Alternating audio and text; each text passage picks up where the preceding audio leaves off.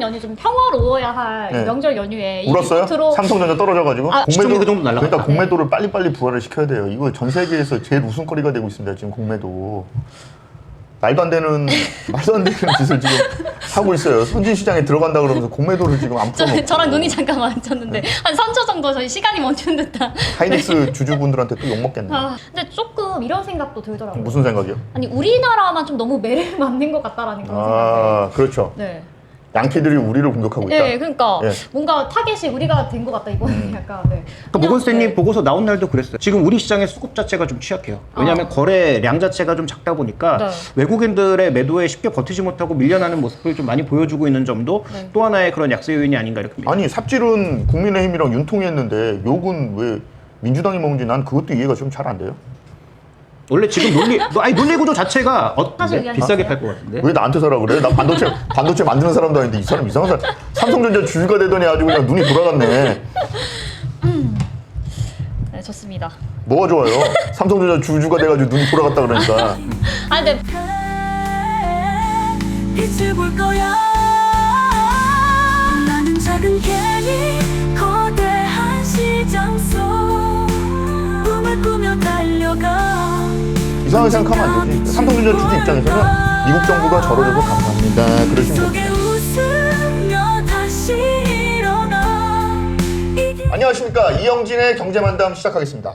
오늘도 저 이영진과 함께 알파걸 김미정 아나운서 안녕하세요.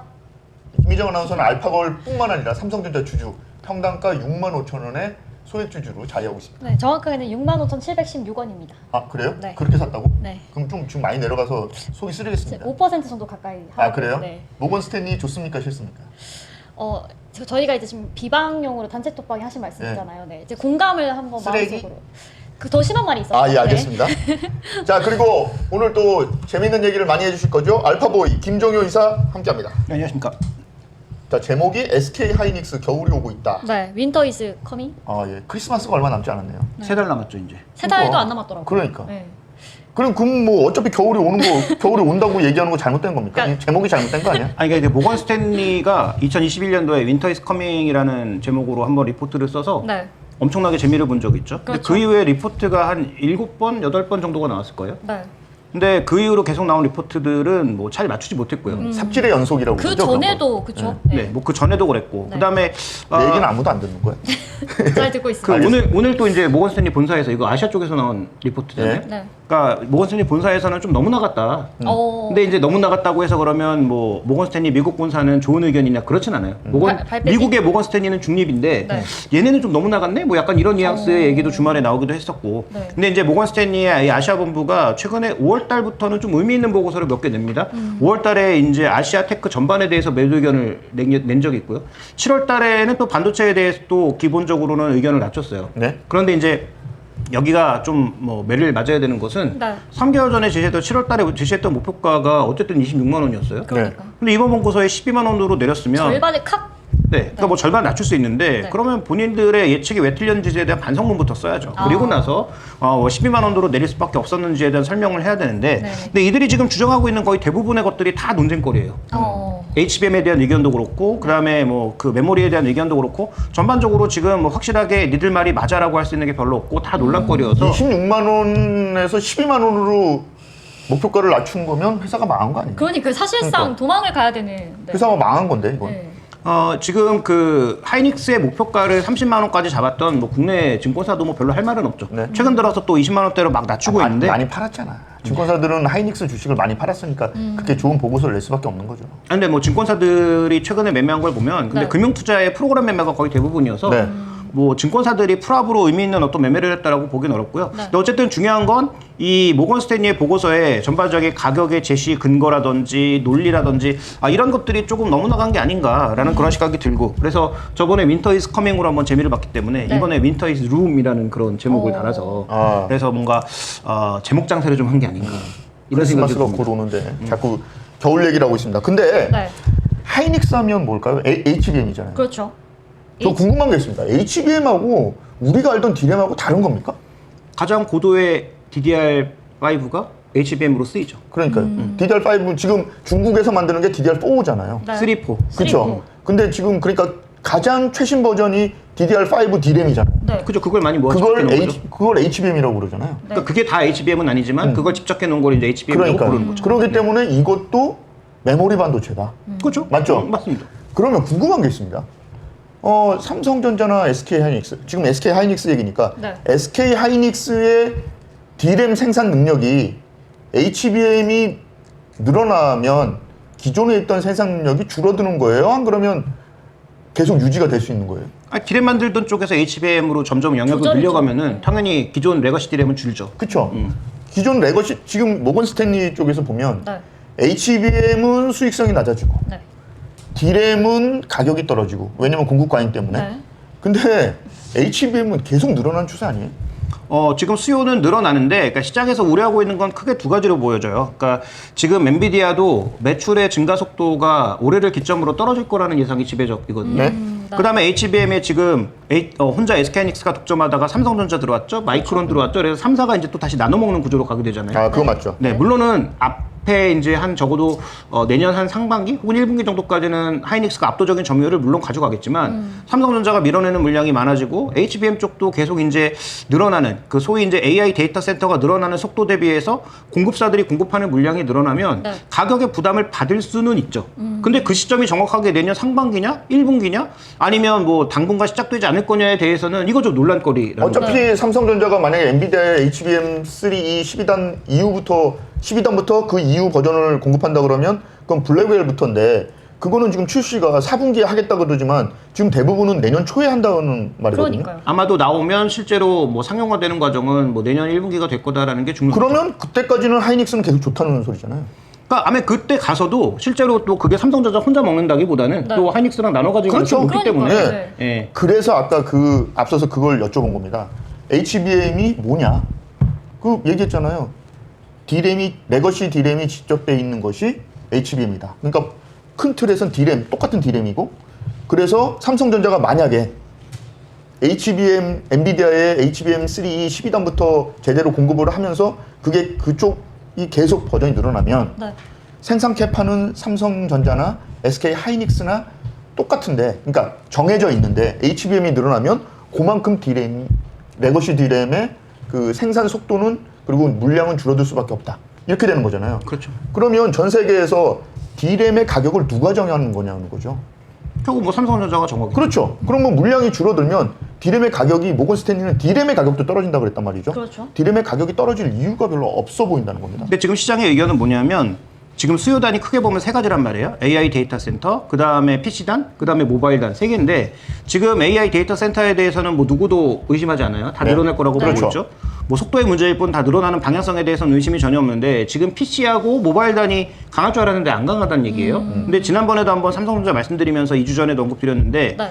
지금 재고가 어디 쌓여 있냐면 뒷단에 쌓여 있어요. 네. 그러니까 최종 업체들에게 재고가 쌓여 있단 말이에요. 세트 업체들한테. 네, 그러니까 세트 업체들의 재고가 쌓였으니까 이들이 지금 수요가 약하면 그러면 앞단에서 얘네가 생산을 잘해내도 안 살 거다 이런 논리가 좀 작용을 하고 있는 거죠. 그래서 조금 지켜볼 여지는 있지만 뭐 말씀하셨던 대로 우려가 좀 너무 앞서가고 있는 건 아닌가라는 생각이 들기는 하고요. 네. 그다음에 노파심에 또 혹시라도 뭐 악플을 하시는 분들이 있을까봐 분명히 이 레가시 디램을 모아놓은 게 그 HBM이긴 하지만 가장 큰 차이는 결국 패키징이죠. 아, 그렇죠. 이걸 어떻게 잘 쌓아서 맥락으로 잘 쌓아서 네네. 고집적화시키느냐의 그 패키징의 문제이기 때문에 결국은 HBM의 차이는 레가시 디램은 맞는데 최신 레가시 디램을 가지고 어떻게 잘 패키징을 했느냐 정도의 차이라고 보시면 될 것 같습니다. 요즘 뭐 악플에 시달리시다 보니까 겁이 나셨나 봐요. 그런 걸 다 설명을 다 하시고. 악플은 뭐 저보다는 뭐 압도적으로 누가 많은지는 이미 답이 나와 있는데요. 저는 근데 이것도 이제 편집이 이제 다 들어가야지 어떤 편집이요? 그러니까 이게 뭐 내용이 많아서 밑에 깔아달라고? 네, 그렇죠. 이게 내용이 많아서 이게 잘려버리면 사실 하등이 좀 의미가 이영진은 없는 게 악플을 많이 받는다 뭐 이런 건 아니죠?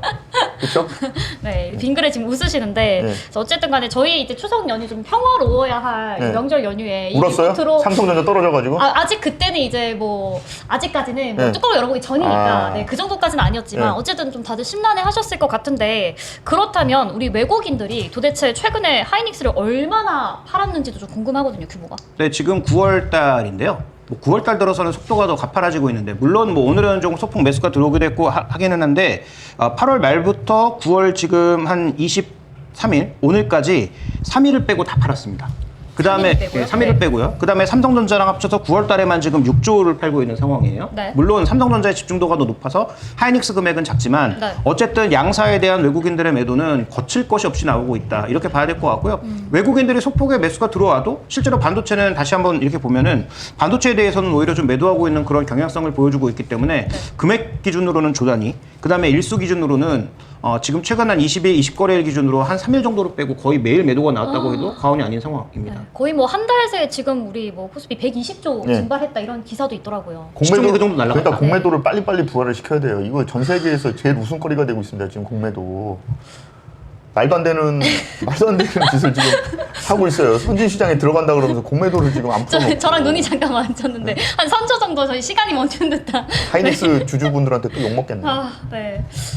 자, 그렇다면 저희가 뭐 왜 외국인들이 파는지는 네. 그러면 이 모건 스탠리 보고서를 보고 파는 걸까요? 근데 또 모건 스탠리는 이 보고서 내기 전에 판 게 아니냐 이런 의혹도 좀 있지 않습니까? 근데 이거는 약간 오해가 있는 게 네. 모건 스탠리 참고로 판 거지 모건 스탠리가 판 건 아니잖아요. 아, 그렇죠, 그렇죠. 네. 그러니까 모건 스탠리가 우리 이런 보고서 나가니까 네. 여러분들 미리 파세요라고 했으면 그건 걸리는 거죠. 아, 그건 뭐 그렇죠. 100% 네. 다 이제 깜빵으로 가셔야 되는 거고. 네네. 뭐 그런 상황이 아니라면 뭐 네. 그들의 창고로 이용해서 판 건 뭐 최근에 여러 창고를 통해서 매도가 나오고 있고 외국인들의 일관된 매도가 나오고 있기 때문에 단순하게 그렇게 보기는 어렵고요. 뭐 네. 검찰이 뭐 금감원이 또 들여본다고 검찰은 아직 아니고 네, 뭐 금감원 금융당국이 들여본다고 네. 했으니까 그건 뭐 결과를 우리가 좀 지켜봐야 될 것 같고요. 어쨌든 팔고 있는 가장 큰 이유는 모건 스탠리 리포트라기보다는 네. 5월 달부터 불었던 아시아 반도체 종목에 대한 아시아 테크 종목에 대한 전반적인 외국인들의 관점이 최근에 좀 식고 있다. 물론 일본이나 대만에 우리나라처럼 친절하게 외국인들이 얼마를 팔고 있는지가 안 나와요. 그래서 우리가 정확하게 알 수는 없는데 네. 어쨌든 최근 들어서 아시아 테크 종목에 대한 외국인들의 매매 동향이 우리에만 집중되는 거 아닙니다. 뭐 TSMC도 조금 빠지고 있고요. 네. TSMC보다 더 약한 대만의 반도체 종목군들은 뭐 더 많이 빠지고 있고 일본은 최근에 다시 좀 살아나고는 있는데 엔화 때문에 살아나고는 있는데 일본의 뭐 도쿄 일렉트론을 포함해서 뭐 다양한 뭐 디스코 같은 그런 반도체 장비 종목군들도 최근에 변동성이 커지고 있는 건 전체적으로 맞다라고 보셔야 될 것 같습니다.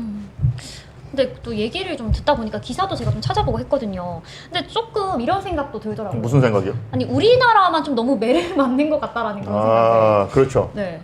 양키들이 우리를 공격하고 있다. 네, 그러니까 예. 뭔가 타겟이 우리가 된 것 같다 이거는 약간. 네. 그러니까 모건 스탠리 네. 보고서 나온 날도 그랬어요. 모건 스탠리가 이게 아시아 본부에서 쓴 건데 아시아 본부에서 예를 들어서 우리나라 종목은 공격했지만 미국 종목에 대해서 뭐 그렇게 크게 언급하지 않았어요. 그 다음에 그 같은 날 일본의 미주오 증권에서는 네. 마이크론에 대해서 긍정적인 보고서가 나왔어요. 그러니까 이거 어떻게 보면 와 이거 한국만 왕따시키는 거 아닌가? 라는 그런 시각이 들 수 있는데 아니 로이터 코리아도 계속 삼성전자가 망해가고 있다는 걸 몇 번이나 써가지고. 또 로이터는 뭐 최근에 흑발들 좀 많이 하고 그러니까. 있죠. 예, 그래서 뭐 그 외신 언론들까지 치면은 뭐 그런 거 정말 많은데 일단 보고서 기준으로 봤을 때도 한국 기업보다는 뭐 미국 기업에 대한 어떤 선호도를 아예 대놓고 드러내는 그런 양상이 나타나고 있는데 네. 근데 모건 스탠리는 좀 일관된 것 같아요. 왜냐하면 오늘 ASML에 대해서 또 매도 의견, 그러니까 비중 축소 의견 내놨거든요.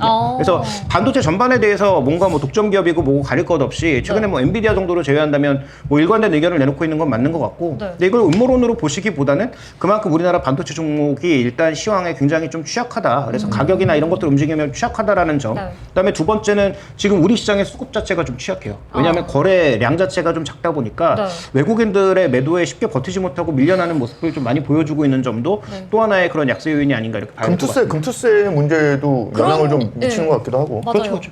왜냐면 뭐 그 요인들을 어쨌든 빨리 결정을 해줘야 되는데 이게 뭐 세금 부수 법안이다 보니까 결정이 좀 늦어지고 있어서 11월이면 결정될 거예요. 네, 그러니까 빨리 이제 대충 뉘앙스라도 던져주면 아 이게 어떤 식으로 결정이 나겠다라고 이제 아니 시작할 수 김인석 의원이 있을 텐데. 얘기했잖아요. 3번, 3회 유예, 3년 유예 하는 거 지금 검토하고 있다고. 아니 그러니까. 그 정도 얘기해줬으면 됐지 뭘 얼마나 더 하라고. 근데 그거에도 시장은 믿지 못하는 거죠. 그리고 폐지의 의견을 뭐 강하게 계속 주장하고 있으니까. 근데 네. 어쨌든 이게 이제 빨리 결론이 좀 나야 시장에서 수급의 안정도 일정 부분 나타나지 않을까 좀 보여집니다. 아니 삽질은 국민의힘이랑 윤통이 했는데 욕은 왜 민주당이 먹는지 난 그것도 이해가 좀 잘 안 돼요. 원래 지금 논리 구조 자체가 어쨌든 금투세가 유예도 안 된다. 네. 무조건 폐지해야 된다는 게 중론이기 때문에 그 뭐 유예 얘기하는 사람은 욕 먹을 수밖에 없는 것 같습니다. 네. 일단은 알겠습니다. 그렇지만 모건 스탠리가 ASML을 조졌다. 이거 좀 약간 좀 그 순서가 엇갈린 것 같아요. 왜냐면 ASML은 네. 그 이거를 들어갔을 때 이 장비 판매되는 대수가 2년 전, 3년 전에 판매된 게 지금 되는 거잖아요. 그렇죠. 그렇죠. 네. 그러면 2년 만약에 ASML을 해야 된다. 그럼 지금 장비가 안 팔리면 그러면 겨울은 2년 뒤, 3년 뒤에 올 가능성이 더 많다는 거죠. 지금 당장이 아니라. 그렇죠. ASML 장비들은 2년 전, 3년 전에 입도 선매하는 물량들이 지금 들어와서 지금 쓰고 있는 거거든요. 그러면 ASML이 지금 주가가 안 좋을 것이다. 그리고 실적이 안 좋을 것이다 얘기하는 건 그거는 2년 뒤, 3년 뒤 얘기를 하는 겁니다. 그러니까 여기 모건 스탠리가 얘기했던 것처럼 겨울이 오고 있다. 바로 내년 초 4분기, 내년 초, 내년 상반기 이거는 그렇게 연결하는 건 어불성설이 좀 있는 거예요. 근데 그거는 뭐 말씀하셨다시피 산업 측면에서 보면 맞는데 네. 주가가 또 선반영되면서 미리 빠질 수도 있잖아요. 아. 만약에 이제 그런 상황이 정말 맞다면은 그다음에 이제 또 하나 그 작년 물량, 그러니까 올해 나오는 물량들을 인텔이 많이 가져갔잖아요. 네. 요즘 인텔이 대형 사고를 쳤잖아요. 그렇죠. 지금 그 비메모리를 뭐 팔자, 뭐 그다음에 뭐 퀄컴이 뭐 자기가 사겠다. 지금 뭐 말도 안 그걸 되는 왜 사, 퀄컴이. 뭐 실제로 얘기가 나왔더라고요. 아니, 자기들이 얘기를 했잖아요. 네. 어쨌든 그러니까요. 뭐 그게 될 리가 없기 때문에 뭐 네. 가능성은 없지만 어쨌든 그런 얘기들이 흘러나오고 있는 것 자체가 인텔이 자기네들이 10나노도 못하는 걸 갑자기 그 미국 정부의 힘을 빌어서 그쪽 기기 많이 한 20대 30대 가져가가지고 우리 1.4나노 1.8나노 할 수 있다고 막 뻥을 쳐가지고 그때도 다 사기라고 얘기했잖아요. 아니 그러니까 뭐 아는 사람들은 그런 얘기 많이 했지만 실제로 그 인텔의 팻 겔싱어가 뭐 기술적인 측면에서 뭐 여러 가지 얘기를 하면서 그런 얘기 하니까 그래도 좀 기대를 가졌었잖아요. 그러니까 그 장비 괜히 가져가가지고 인텔이 만들지도 못할 거 그냥 차라리 장비 수급만 쪼인 거지. 아니, 그러니까 차라리 삼성전자 TSMC에도 줬으면 물량이나 더 만들었을 걸 가지고 그래서 이런 부분들이 현재 지금 반도체 시장을 계속 뭔가 헷갈리게 만드는 그런 요소가 되고 있는 그러면 거죠. 이럴 수도 있겠다. ASML 그 장비가 인텔이 지금 어렵잖아요. 네. 사실은 이제 망해가고 있잖아요. 네. 그럼 중고로 많이 나와가지고 시장에서 새 거가 잘 안 팔리니까 네. ASML 장비가 앞으로 안 팔린다 이렇게 해서 모건 스탠리가 내지 않았을까요? 근데 그게 중고로 나와도 싸게 팔릴까요? 아 중고로 나오면 무조건 사지. 아니, 그러니까 싸게 팔릴까요? 안 싸게 팔 것 사실 같은데? 의견이 비싸게 있어요? 팔 것 같은데? 왜 나한테 사라 그래? 나 반도체 만드는 사람도 아닌데 이 사람 이상한 사람. 삼성전자 주주가 되더니 아주 그냥 눈이 돌아갔네. 네, 좋습니다. 뭐가 좋아요? 삼성전자 주주가 돼가지고 눈이 돌아갔다 그러니까. 아니 근데 보시는 분들 중에 좀 위안을 받으실 분들 많으실 것 같아요. 왜요? 저희 방송에서 아니 뭐 하이닉스 갖고 계신 분들이나 하이닉스? 네. 그렇죠. 약간 뭐- 부둥부둥해주는 약간 오늘 아 네. 그렇지만 앞서서 얘기했던 공매도 발언 때문에 저는 네. 계속 욕을 먹고 있을 겁니다. 알겠습니다. 네. 자 그런데 이제 뭐 하이닉스 측에서도 손을 놓고 있을 수만은 없지 않나요? 아 광노정이 그런 사람은 아니죠. 그러니까요. 일 중독자인데. 네, 가만히 지금 이렇게 매를 맞고 있는 상황 바라만 볼 건 아닌 것 같은데 뭐 내년 HBM 수요 더 증가한다 이런 얘기도 했고 이미 뭐 내년까지 다 예 받았고, 맞아요. 네. 수주를 다 했죠. 수주 다 삼성도 받았고, 다 수주 네. 받았고. 그리고 이제 HBM 생산 자체가 이제 미리 만들어 놓고 파는 게 아니고 네. 주문을 받고 맞아요. 만드는 거니까 우려할 만한 일은 아닌 것 같다라는 반응이지 않을까? 근데 문제는 그거죠. 수율의 문제 아니겠어요? 왜냐면 수율이 너무 안 나오면 수익률이 계속 줄어들고 또 말씀드렸다시피 경쟁이 치열해지면 이익률이 떨어지거든요.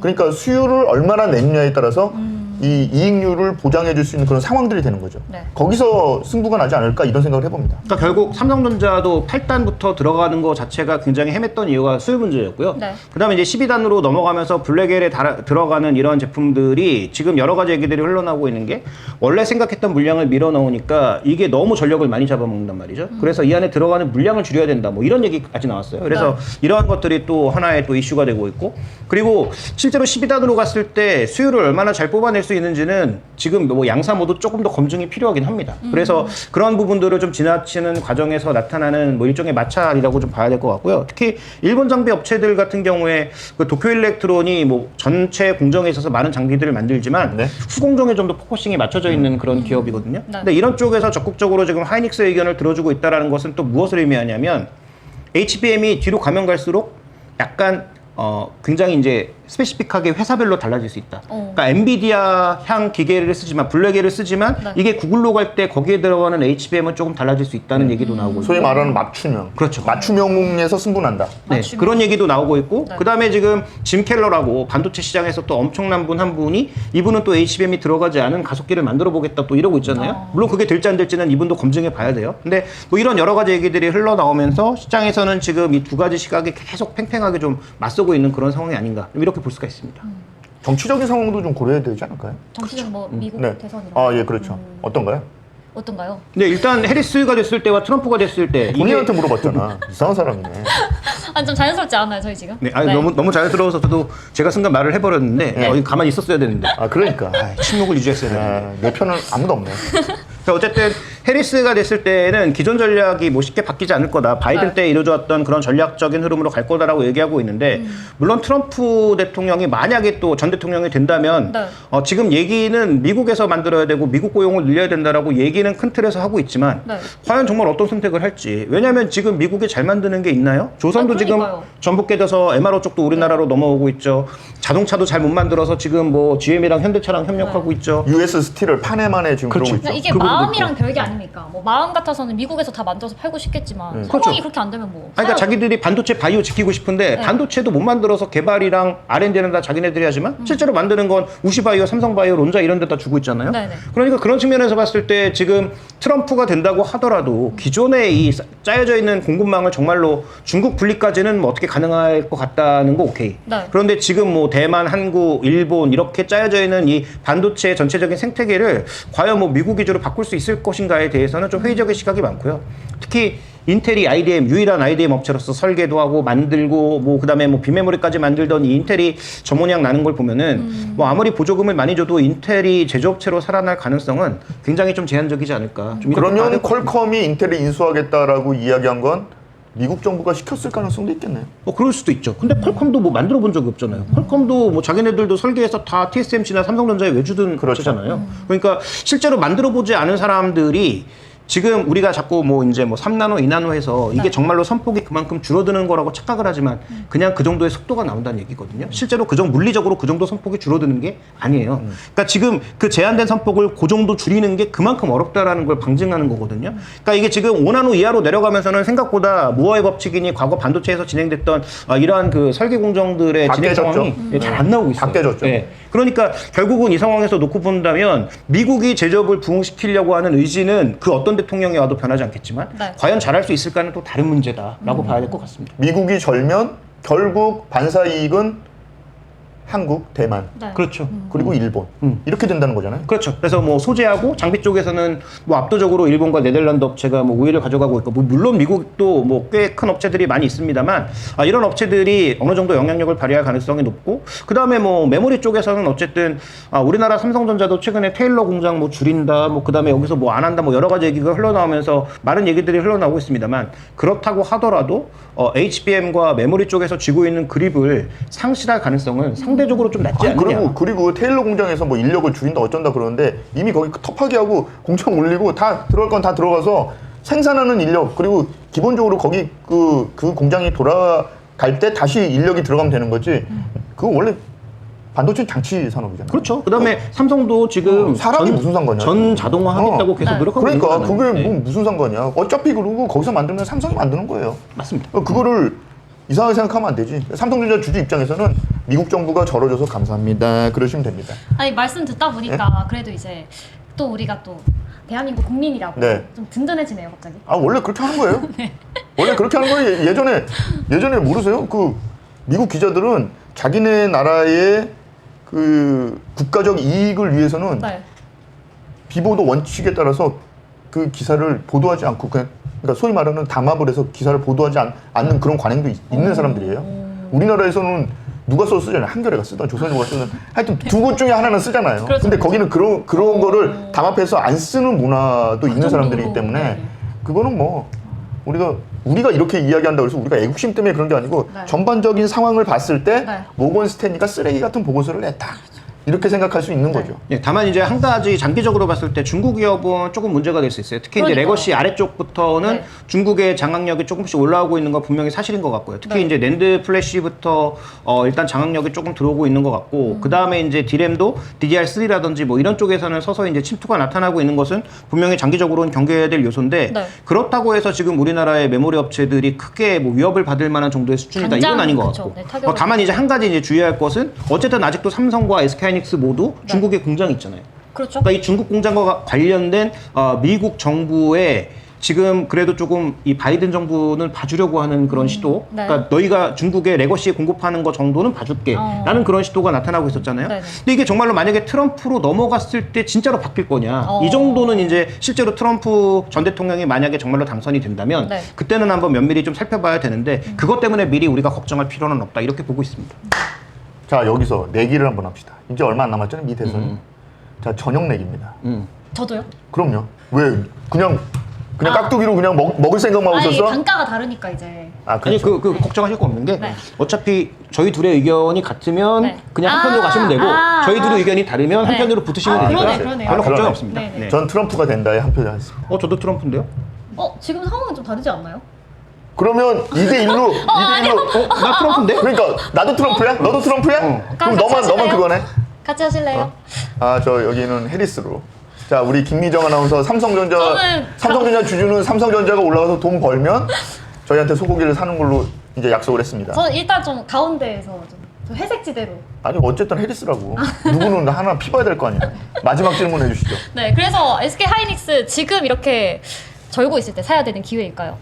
저는 뭐 지금 한 20만 원 다시 근접해서 올라오면 좀 굉장히 애매해지는데 네. 만약에 또 여러 가지 뭐 이슈 때문에 주가가 급하게 하락할 경우에는 기회라고 보는데 네.